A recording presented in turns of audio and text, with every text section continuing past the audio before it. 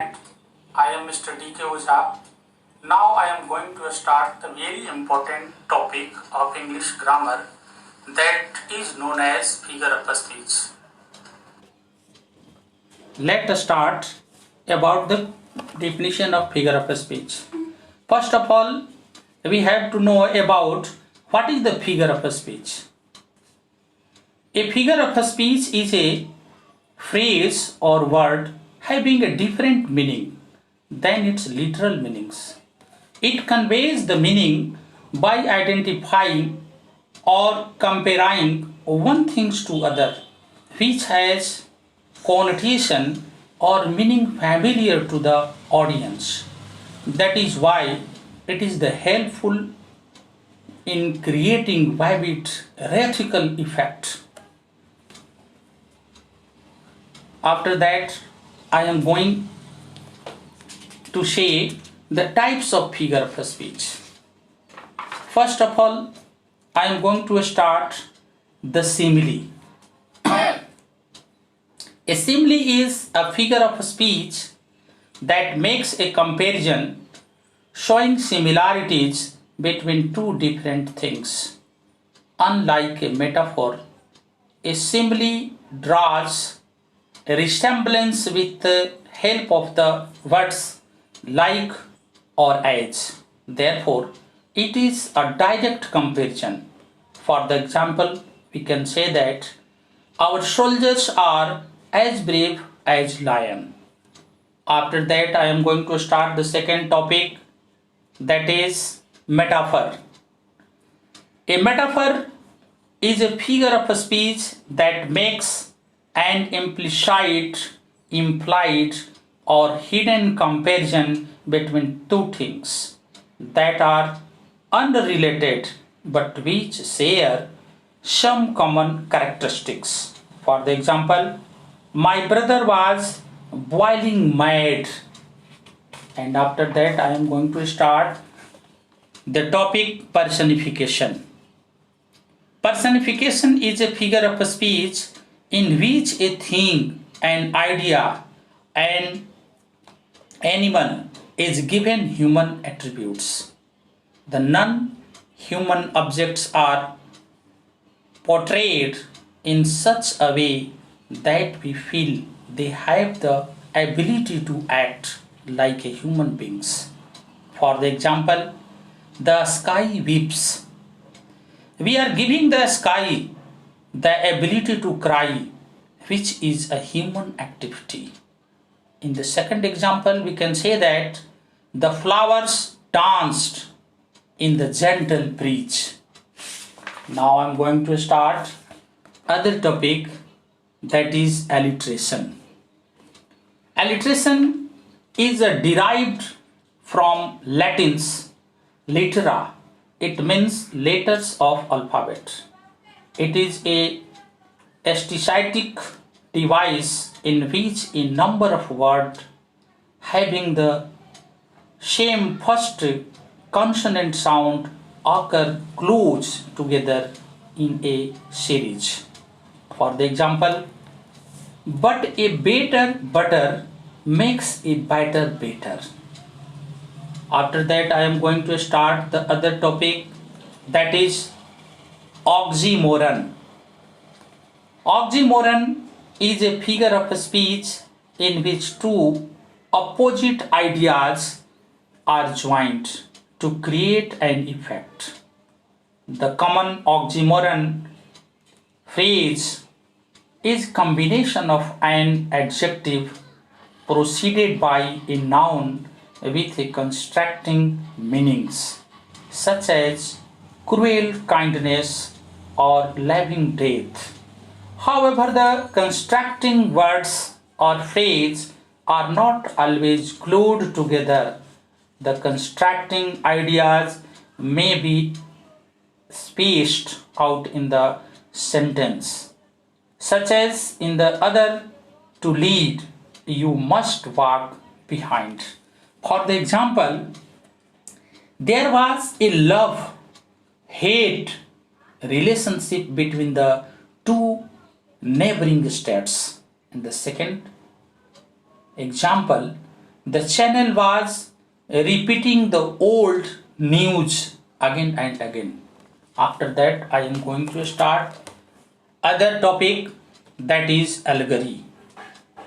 Allegory is a figure of speech in which abstract ideas and principles are described in the term of characters, figure and events. It can be employed in the prose and poetry to tell a story with a purpose of teaching or explaining an idea or a principle. The objective of its use is the teaching and some kinds of a moral lesson. For the example, all the animals are equal, but a few are more equal than others. Figure of speech means अलंकार. जैसे हम लोग किसी दुल्हन को सजाने के लिए गहने का उपयोग करते हैं, उसी प्रकार से वाक्यों को सजाने के लिए फिगर ऑफ स्पीच का प्रयोग किया जाता है. जिस तरह से गहना से सुसज्जित दुल्हन बहुत सुंदर दिखती है, उसी तरह से वाक्यों को सुसज्जित करने के लिए जब हम फिगर ऑफ स्पीच का प्रयोग करते हैं तो वह वाक्य दिखने में बहुत सुंदर लगने लगता है. इसलिए फिगर ऑफ स्पीच बहुत आवश्यक है वाक्यों को सजाने के लिए. इस प्रकार हम लोगों ने अभी फिगर ऑफ स्पीच के अंतर्गत simile, metaphor, personification, alliteration, oxymoron और एलेगोरी पढ़ा. भिन्न भिन्न उदाहरणों के माध्यम से, जैसे सिमिली को पढ़ाते हुए मैंने बताया था कि our soldiers are as brave as lion. जैसे हमारे जो सिपाही हैं वो लायन के जैसे हैं, लायन के जैसे बहादुर हैं. वो लायन नहीं है, लेकिन हम लोग इस उदाहरण के द्वारा इस बात की जानकारी प्राप्त किए कि हमारे जो सिपाही हैं शेर के जैसा बहादुर हैं, जिससे इसकी सुंदरता बढ़ जाती है. उसी तरह से दूसरे उदाहरण के माध्यम से मैंने बताया कि my brother was boiling mad. मेरा भाई जो है उबलता हुआ पागल है लेकिन उबलता हुआ पागल है. जस्ट इसी प्रकार से हमने पर्सनिफिकेशन में बताया. पर्सनिफिकेशन के अंतर्गत यह निश्चित किया जाता है कि जो नॉन लिविंग थिंग्स है वो मानवीयकरण के आधार पर जैसे मनुष्य करते हैं उस प्रकार के एक्शन को बताया जाता है. जैसे एग्जाम्पल से यह ज्ञात होता है, द स्काई वीप्स, यानी आकाश रोता है. आकाश क्या करता है? रोता है. आकाश कभी रोता नहीं है, लेकिन यहां पर पर्सनिफिकेशन के माध्यम से यह बताया गया कि आकाश क्या करता है? मनुष्य जैसा एक्टिविटी करता है, क्रिया करता है, यानी रोता है.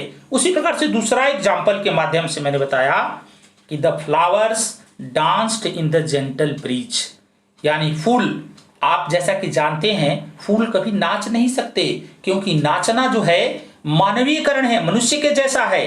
लेकिन यहां इस फिगर ऑफ स्पीच के माध्यम से यह बताया जाता है कि फूल क्या करते हैं? नाचते हैं. कब? जबकि मंद मंद हवाएं चलती हैं, यानी मंद मंद हवाओं में फूल जो है नाचा करते हैं, यानी नाचने का जो है क्रिएटिविटी पैदा हो जाती है. क्यों? क्योंकि यहां फिगर ऑफ स्पीच शो करता है. उसी तरह से एलिट्रेशन के अंतर्गत मैंने बताया, but a better butter makes a batter better.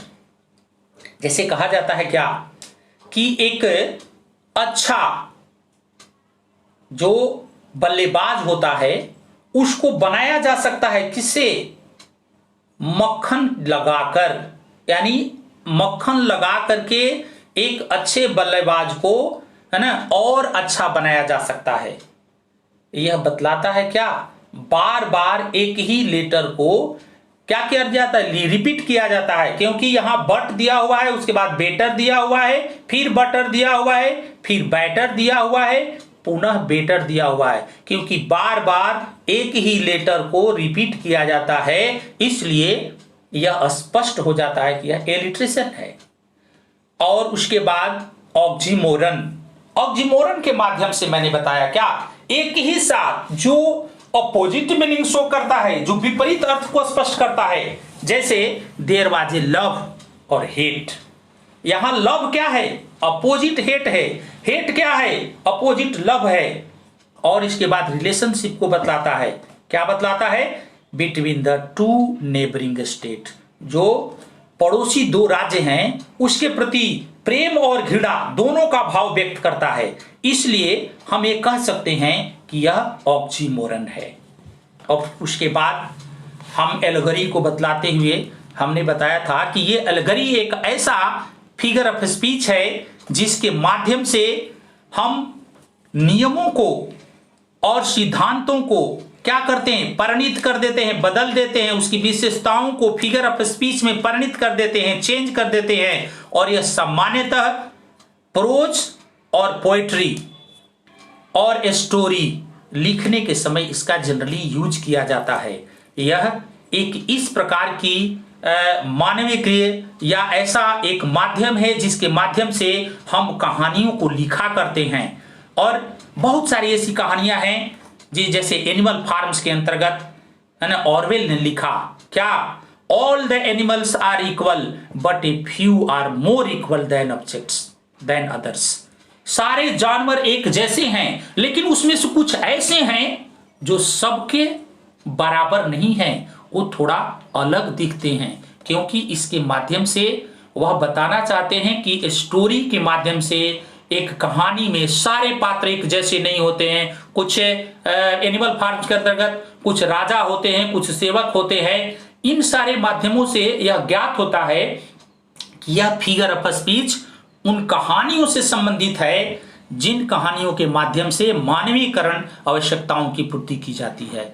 बहुत बहुत thank you for listening this video, but in the last I am saying all of you will subscribe my channel and give a special or a specific relief, and if you have any problem you can write in the comment. Thanks a lot.